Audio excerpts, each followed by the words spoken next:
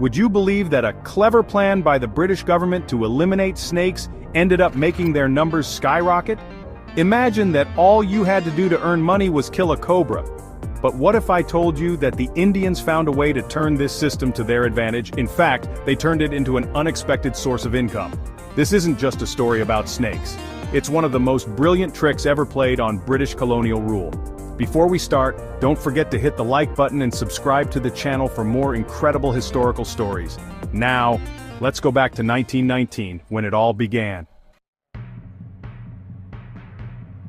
During British rule in India, the colonial officials and soldiers faced a serious problem: cobras. These venomous snakes were everywhere, lurking in the streets and homes, posing a deadly threat to people, so the British needed a solution, fast. Then, they came up with an idea: a bounty for every dead cobra. The idea seemed simple and effective, right? But the British had no idea they were about to fall into a genius trap set by the Indians. Over time, Indians began to realize that these bounties were an easy way to make money.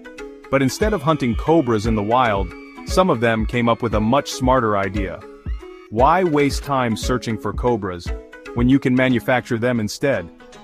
This led to something unbelievable. People started breeding cobras in their homes. Yes, literally. Families began raising cobras in secret.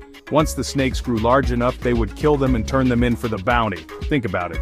Instead of catching just one snake a day, you could breed dozens of them and kill them whenever you wanted. The money kept flowing with almost no effort.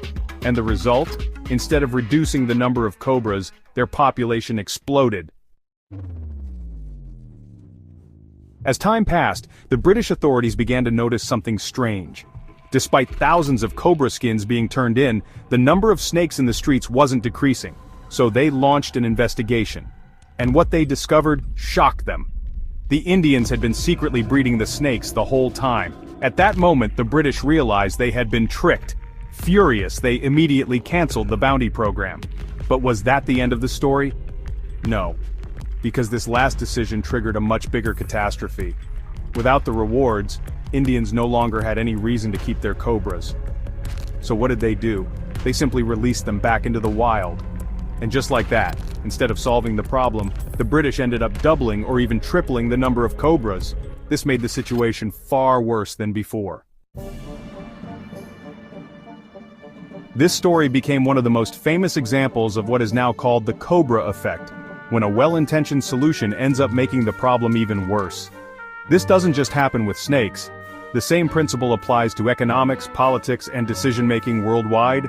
Before making a decision, always